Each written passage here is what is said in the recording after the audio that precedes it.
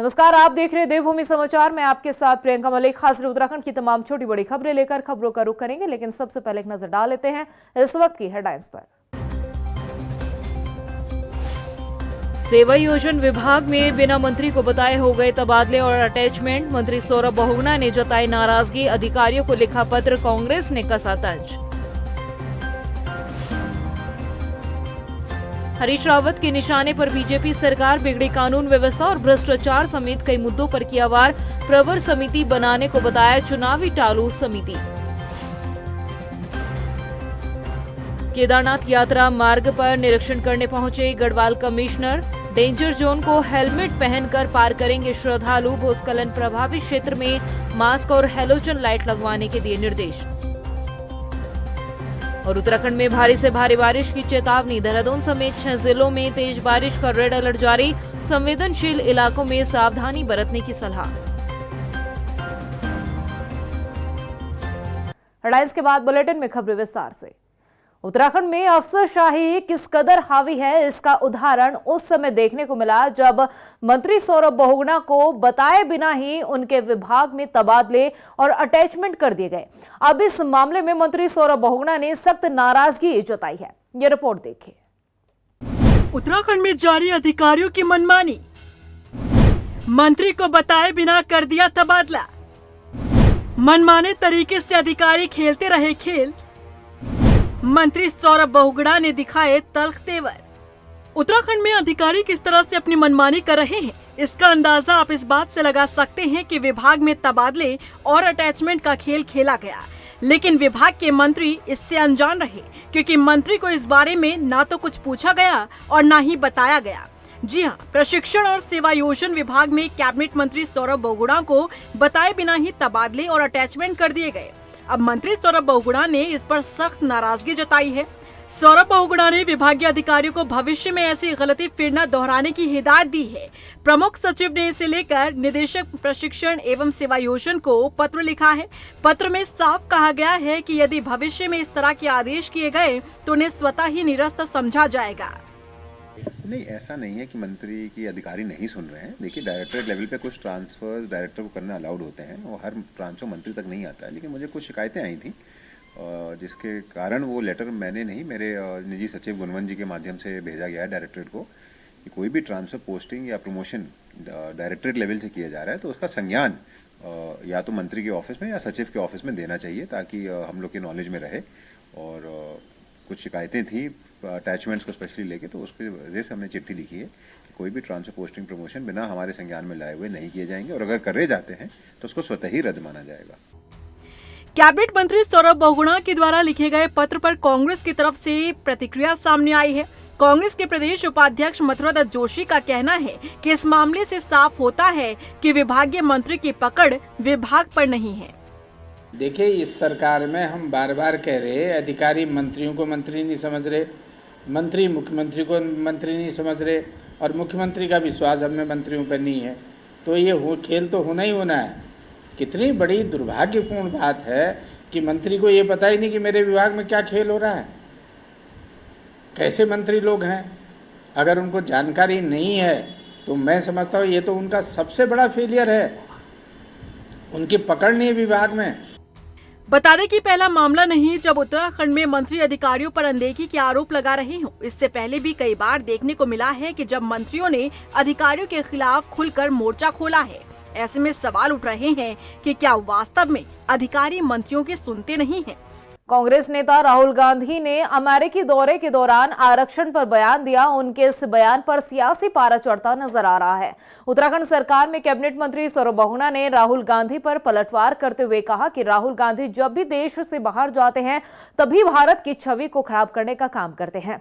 राहुल गांधी को पूर्व प्रधानमंत्री और अपनी दादी इंदिरा गांधी के उस कथन को याद रखना चाहिए जिसमें उन्होंने कहा था कि जब भी कोई नेता देश से बाहर जाए तो भारत का बढ़ाने का काम करे, ना कि अपमान करने का काम। राहुल गांधी जी का ये पैटर्न बन चुका है कि वो देश के बाहर जाके हमेशा देश की बुराई करने में विश्वास करते हैं। एक उनकी दादी थी स्वर्गीय इंदिरा गांधी जी, जिन्होंने अपने स्टेटमेंट में कहा था कि मैं देश के बाहर जाके हम देश की बुराई नहीं कर सकते। देश के सारे लोग एक साथ खड़े दिखने चाहिए, जितने भी बड़े बड़े नेता हैं वो देश की बात करते हुए दिखने चाहिए। लेकिन ये इनका दुर्भाग्य है, इन्होंने हमेशा देश के बाहर जाके देश की बुराई करी। जिस तरीके से उन्होंने सिख समाज के ऊपर कमेंट किया वो दुर्भाग्यपूर्ण था। वहीं पूर्व मुख्यमंत्री हरीश रावत ने एक बार फिर से बीजेपी सरकार को आड़े हाथों लिया है। हरदा ने बीजेपी पर निशाना साधते हुए बिगड़ती कानून व्यवस्था, सुरक्षा, भ्रष्टाचार समेत कई मुद्दों को लेकर सरकार को घेरने का काम किया। पूर्व मुख्यमंत्री हरीश रावत ने आरोप लगाया कि राज्य में पीडब्ल्यूडी और सिंचाई विभाग में भ्रष्टाचार चरम पर है। इसके साथ ही हरीश रावत ने रुद्रप्रयाग के कई गांव में लगाए गए बोर्ड्स को भी बीजेपी की हरकत ही बताया। उन्होंने कहा कि उपचुनाव के चलते बीजेपी की सोची समझी साजिश थी। उधर हरीश रावत ने नगर निगम संशोधन विधेयक को लेकर जो प्रवर समिति बनाई गई है उसको उन्होंने चुनाव टालू समिति बताया है। 2-3 सालों के अंदर यदि आप दुष्कर्म के मामले देखेंगे तो 60% दुष्कर्म की शिकार दलित बेटियां हुई, दलित बेटियां। और सरकारी सत्ता की घृणा का ये हिसाब है कि उनको जो इसके तहत, इसके शिकार बच्चों को जो एक्ट के तहत आर्थिक मदद दी जानी चाहिए थी, वो आर्थिक मदद भी नहीं दी गई। केदारनाथ धाम यात्रा मार्ग पर पैदल यात्रा करने वाले श्रद्धालुओं की सुरक्षा के इंतजाम और ज्यादा पुख्ता होंगे। यात्रा मार्ग पर भारी बारिश के बीच स्लाइडिंग और जिस तरह से लैंडस्लाइडिंग के साथ ही डेंजर जोन बना हुआ है, ऐसे में अब जो यात्री है डेंजर जोन को हेलमेट पहनकर पार करेंगे। ऐसे स्थानों पर यात्रियों को अलर्ट करने के लिए अनाउंसमेंट सिस्टम और अलर्ट लाइट्स का सहारा लिया जाएगा। गढ़वाल कमिश्नर विनय शंकर पांडे ने जिलाधिकारी सौरभ गहरवार के साथ सड़क और पैदल यात्रा मार्गों का पुनर्स्थापन किए जाने के साथ ही अन्य जो कार्य किए जा रहे हैं उनकी रिपोर्ट लेते हुए ये सख्त निर्देश दिए। उन्होंने सोनप्रयाग से गौरीकुंड के बीच भूस्खलन प्रभावित क्षेत्र में मास्क और हैलोजन लाइट लगवाने के भी निर्देश दिए हैं। अभी 3 दिन पूर्व एक घटना फिर यहाँ हुई है, जिसमें सोनप्रयाग और गौरीकुंड के बीच में जो हमारा 150 मीटर का पैच था जो वॉश आउट हो गया था, वहाँ यात्रा चल रही थी, लेकिन बोल्डर आने से कुछ लोगों की दुखद मृत्यु भी हुई। आज काफ़ी विस्तृत समीक्षा की गई है और यात्रा हमारी चालू है, यात्रा चल रही है।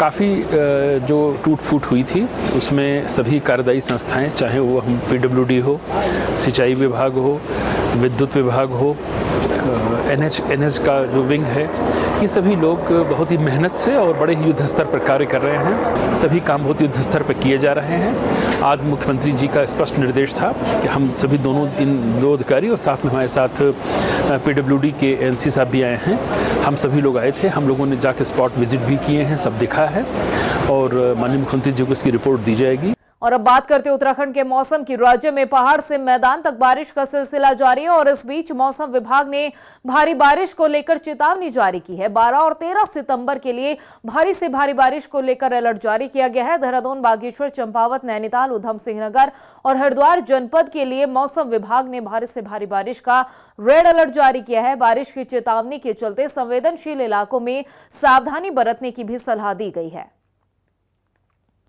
वहीं रुड़की में भारतीय किसान यूनियन रोड के राष्ट्रीय अध्यक्ष पदम सिंह के नेतृत्व में एक बैठक का आयोजन किया गया। इस दौरान किसानों ने स्मार्ट बिजली मीटर का विरोध किया। इसके साथ ही सीपीयू पुलिस द्वारा गरीब मजदूर किसानों के हजारों रुपए के चालान जो काटे जा रहे हैं उसका भी विरोध किया है। इन सभी चीजों के जरिए किसानों का उत्पीड़न किया जा रहा है। ये जो सभी आरोप है ये बैठक के दौरान लगाए गए हैं। गलत हो सीपीयू का किसान क्या मतलब हो, ये 15-15 हजार के चालान काट से उसकी तो 15 हजार की गाड़ी भी नहीं होती किसान की, 15 हजार की, ये गलत है, बर्दाश्त बाहर। इन्हें कहो भाई किसान के कोई इस किस्म का चालान नहीं कटेगा। उधर नैनीताल पुलिस के हाथ बड़ी कामयाबी लगी है। आपको बता दें कि किंगोला पार से सघन चेकिंग अभियान चलाया गया और इस दौरान पुलिस ने एक नशा तस्कर को प्रतिबंधित 19 नशीले इंजेक्शनों के साथ गिरफ्तार किया है। साथ ही आरोपी के पास से 14 लाख की कीमत की चरस भी बरामद की गई। जो एक ड्रग फ्री देवभूमि का जो अभियान माननीय मुख्यमंत्री जी द्वारा चलाया जा रहा है उसी के क्रम में आज नैनीताल पुलिस ने 2 अलग अलग मामलों में अभियुक्तों को गिरफ्तार किया गया है, जिसमें एक मामले में काठगोदाम थाने की जो टीम है उन्होंने एक अभियुक्त को गिरफ्तार किया है। इसके कब्जे से 3 किलो 14 ग्राम जो है चरस की बरामदगी की गई है और दूसरे प्रकरण में एनटीए की जो टीम है उनके द्वारा एक अभियुक्त से 19 नशीले इंजेक्शन जो है उनकी बरामदगी की। वहीं अवैध खनन पर लगाम लगाने के लिए लक्सर कोतवाली पुलिस ने बड़ी कार्रवाई को अंजाम दिया है। पुलिस ने चेकिंग के दौरान अवैध खनन से भरे करीब 6 डंपर और एक ट्रैक्टर को सीज किया है। उधर पुलिस की इस कार्रवाई से खनन माफिया में हड़कंप मचा हुआ है। लक्सर पुलिस क्षेत्र अधिकारी निहारिका सेमवाल की माने तो ये जो अभियान है वो आगे भी जारी रहेगा। लक्सर पुलिस द्वारा कल रात्रि अवैध खनन में 6 डंपर तथा ट्रैक्टर ट्रॉली सीज करी गई है। इसमें रात्रि को हम लोगों ने चेकिंग अभियान चलाया था तथा इसी के मद्देनजर रखते हुए हम लोगों ने इन पे जो इलीगल जो हमारी माइनिंग हो रही थी उसको कंट्रोल करने के लिए हम लोगों ने सीजर की कार्रवाई लाई है और ये लगातार हमारी चलती रहेगी। वहीं लक्सर पुलिस ने क्षेत्र में वाहन चेकिंग अभियान चलाया हुआ है और 2 पहिया वाहनों का जो सत्यापन अभियान है वो भी किया जा रहा है। आपको बता दें कि इस अभियान के तहत पुलिस ने करीब 2 दर्जन से ज्यादा वाहनों को सीज करने की कार्रवाई की। उधर लक्सर पुलिस क्षेत्र अधिकारी ने बताया कि क्षेत्र में सुरक्षा को ध्यान में रखते हुए ये कदम उठाया गया है। इसमें हम लोग ये मेक श्योर कर रहे हैं कि ऐसी कोई भी गाड़ियां जो संदिग्ध परिस्थिति में दिखे, जिसपे संदिग्ध लोग हों, जिसकी नंबर प्लेट्स ना हो या जिसके कोई भी ऐसे जो हमारे जो नियम और कानून है उनका उल्लंघन कर रहा है, उनके विरुद्ध हम लगातार कार्रवाई कर रहे हैं। और हम लोग अपनी ये कार्रवाई चालान के फॉर्म में तथा बाइक को सीज करने के फॉर्म में कर रहे हैं। सुबह शाम दोनों टाइम ये अभियान चलाया जा रहा है। दिनेशपुर में बकाया रकम मांगना एक महिला को भारी पड़ गया। पड़ोस में अपना बकाया पैसा मांगने गई महिला के साथ पति और पत्नी ने जमकर मारपीट की। वहीं घटना के बाद पीड़ित महिला ने थाने में तहरीर दी, लेकिन उसकी तहरीर पर कोई कार्रवाई नहीं की गई, जिसके बाद ग्रामीणों ने थाने के सामने धरना प्रदर्शन किया और पुलिस के खिलाफ जमकर नारेबाजी की। अपने दूध का पैसा मांगने गई थी। वो एक औरत कैंसर की मरीज है, उसका इलाज 3-4 साल होगा चलते चलते। वो पैसा मांगने गई तो उसकी औरत ने और उसके आदमी ने पकड़ के और औरत को पीट दी और पाटल से मारा। वो तो चिल्ला को भाग गई, नहीं तो उसको तो अंदर कमरे में ले जा रहे थे। जान से मारते क्या करते वो, और उसमें कहते हैं कि वो औरत पागल है। ऐसे मानने को पागल नहीं है वो। और कल वो बेचारे थाने पे आई, उसकी किसी ने नहीं सुनी, गरीब आदमी ने।